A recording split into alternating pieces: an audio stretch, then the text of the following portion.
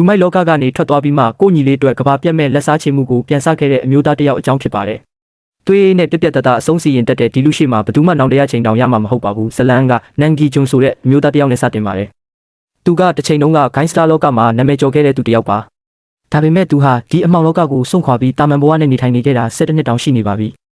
ဒါပေမဲ့ကံကြမ္မာကသူ့ကိုအေးအေးဆေးဆေးမနေခိုင်းခဲ့ပါဘူး။တရက်မှာဂီဂျွန်ရဲ့ညီဖြစ်သူနန်ဂီဆော့ဆိုတဲ့သူဟာစိုးမျိုးရဲ့အင်အားကြီးဂိုင်းတစ်ခုဖြစ်တဲ့ဂျူဆောင်းမှာထိတ်တန်းကောင်းဆောင်တစ်ယောက်ပါ။ဒါပေမဲ့တညမှာတော့သူဟာမတင်ကားစရာကောင်းတဲ့ဖုန်းတစ်ခုရရှိပြီးလူသူကင်းမဲ့တဲ့ရက်ွက်တစ်ခုကိုရောက်သွားခဲ့ပါတယ်။အဲ့ဒီမှာသူ့ကိုစနစ်တကျစောင့်ကြိုနေတဲ့လောက်ကျန်တက်ဖြတ်သူတွေရဲ့ဝိုင်းဝန်းတိုက်ခိုက်မှုကိုခံရပြီးရဲရဲဆက်ဆက်အသက်ခံလိုက်ရပါတယ်။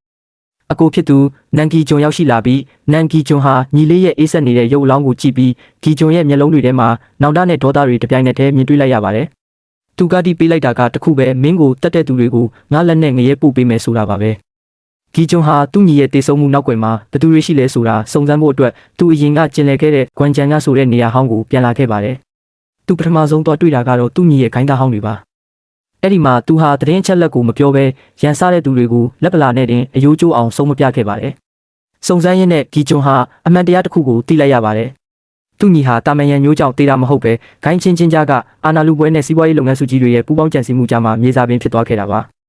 အထူးသဖြင့်သူ့ညီကိုတတ်ဖို့စေခိုင်းခဲ့တဲ့သူဟာဂျူဆောင်းအဖွဲ့အစည်းရဲ့အတွင်းလူတစ်ယောက်ဖြစ်နေနိုင်တာကိုသူရိပ်မိသွားပါတယ်။ဂီဂျွန်ဟာရန်သူတွေစုဝေးနေတဲ့ကလပ်တွေလောင်းကစားရုံတွေကိုတစ်ခုပြီးတစ်ခုဝင်မွေပါတယ်။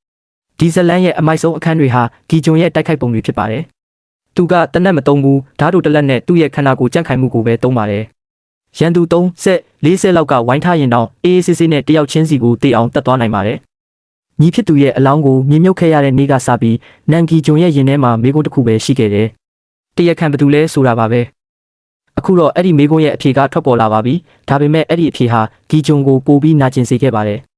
ဘာလို့လဲဆိုတော့တရခန့်ဟာသူ့အသက်ပေးပြီးယုံကြည်ခဲ့ရတဲ့သူဖြစ်နေလို့ပါပဲ။ဂီဂျွန်ဟာသူ့ညီကြီးစော့တေဆုံးတဲ့ညကပတ်ဝန်းကျင်ကခက်မှတ်တမ်းတွေကိုတရားမဝင်နီလန်းနဲ့ရယူနိုင်ခဲ့ပါတယ်။အဲ့ဒီဗီဒီယိုထဲမှာဂီဆော့ဟာတစုံတစ်ယောက်ကိုမြင်လိုက်ရတဲ့အချိန်မှာခုခံဖို့ထက်အံ့ဩတုန်လှုပ်သွားတဲ့ပုံစံမျိုးဖြစ်သွားပါတယ်။ဆက်ပြီးစုံစမ်းရင်းနဲ့ပဲဂီဂျွန်ဟာညီဖြစ်သူရဲ့ဖုန်းထဲကဖျက်ထားတဲ့ message တစ်ခုကိုပြန်ဆယ်ယူနိုင်ခဲ့ပါတယ်။အဲ့ဒီ message ကသူ့ကိုခေါ်ထုတ်သွားတာကတခြားသူမဟုတ်ပဲသူတို့ရဲ့ဂိုင်းအောင်ဖြစ်တဲ့ဂျူဆောင်းရဲ့ထိတ်တန်းလူယုံကူချောဖြစ်နေတာကိုသိလိုက်ရပါတယ်။ဒါတည်းမကသေးပါဘူးဒီလောက်ကြံမှုရဲ့နောက်ွယ်မှာဂီဂျွန်တို့ငငယ်ကလေးကအဖေလိုလေးစားခဲ့ရတဲ့ဂိုင်းချုပ်ကြီးကူဟီဂျူကိုယ်တိုင်ပါဝင်ပတ်သက်နေတာကိုအထောက်ထားနဲ့တကွသိလိုက်ရတဲ့အခါမှာတော့ဂီဂျွန်ရဲ့စိတ်ဟာပြိုလဲသွားပါတော့တယ်။အမှန်တရားကိုသိလိုက်ရတဲ့ဂီဂျွန်ဟာထိန်းချုပ်မရတဲ့တာရဲတစ်ကောင်လိုဖြစ်သွားပါတယ်။သူဟာဂျူဆောင်းအဖွဲ့အစည်းရဲ့အခြေစိုက်စခန်းစီကိုတိုက်ရိုက်ဦးတည်သွားပါတယ်။လမ်းမှာတားဆီးသမျှလူမိုက်တွေကိုသူဟာစကားတစ်လုံးမှမပြောဘဲဓာတ်တလက်နဲ့တင်တွေးအိမ်နဲ့နစ်စေခဲ့ပါတယ်။အထူးသဖြင့်သူ့ညီကိုတကယ်လက်ရောက်တက်ခဲ့တဲ့ဂူချောနဲ့ရင်ဆိုင်ရပါပြီ။ဂူချောကမင်းညီကတစ္ဆာဖောက်ဖို့ကြိုးစားလို့ငါတက်လိုက်တာလို့ပြောလိုက်တဲ့အခါဂီဂျွန်ရဲ့ဒေါသကအထွတ်ထိပ်ရောက်သွားပါတယ်။ဒဏ်ရာတွေဘလောက်ရဂီဂျွန်ဟာမလဲကြပဲဂူချောကိုနေရံမှာကပ်ပြီးရက်ရက်ဆက်ဆက်အဆုံးစီရင်ခဲ့ပါတယ်။ဒါဟာသူ့ညီအတွက်ပထမဆုံးပေးဆက်မှုပါပဲဂီဂျွန်ဟာအဆောက်အဦရဲ့အပေါ်ဆုံးထပ်မှာရှိတဲ့ခေါင်းချုပ်ကူဟီဂျူရဲ့အခန်းထဲကိုသွားပါတယ်ဂီဂျွန်ရောက်သွားတဲ့အခါဂိုင်းချုပ်ကတော့အေးအေးဆေးဆေးပဲဝိုင်းတောက်ရင်းဂီဂျွန်ကိုစောင့်နေပါတယ်ဒီလောကမှာတန်ရောစင်ဆိုတာအမိုက်ပဲဂီဂျွန်မင်းကြီးကငါစီးပွားရေးကိုထိခိုက်လာလို့ရှင်းပစ်လိုက်တာလို့ဂိုင်းချုပ်ကပြောတဲ့အခါဂီဂျွန်ဟာလူမိုက်လောကရဲ့ရက်စက်မှုကိုပိုပြီးနက်နက်ရှိုင်းရှိုင်းခံစားလိုက်ရပါတယ်နောက်ဆုံးတိုက်ပွဲကတော့အေးဆက်ပြီးကြောက်စရာကောင်းပါတယ်ဂီဂျွန်ဟာသူ့ကိုဝိုင်းတိုက်နေတဲ့တက်တော်ဆောင်တွေကိုအမိုက်တိုက်လို့ဖယ်ရှားပစ်ပြီးဂိုင်းချုပ်ကြီးရဲ့လေပင်ကိုဓာတ်နဲ့ထောက်နိုင်ခဲ့ပါတယ်ဂိုင်းချုပ်ကသူ့ကိုငွေတွေအာနာတွေနဲ့ဖျားယောင်းပေမဲ့ဂီဂျွန်ကတော့ဒီအရာတွေကငါညီရဲ့အသက်လောက်တန်လို့လားလို့မေးပြီးတစ်ချက်တည်းနဲ့အဆုံးတက်လိုက်ပါတယ်အရာအားလုံးပြီးသွားတဲ့အချိန်မှာတော့ဂီဂျွန်ဟာတွေးတွေရွှဲနစ်နေတဲ့ကိုခန္ဓာနဲ့အဆောက်အဦထဲကနေထွက်လာပါတယ်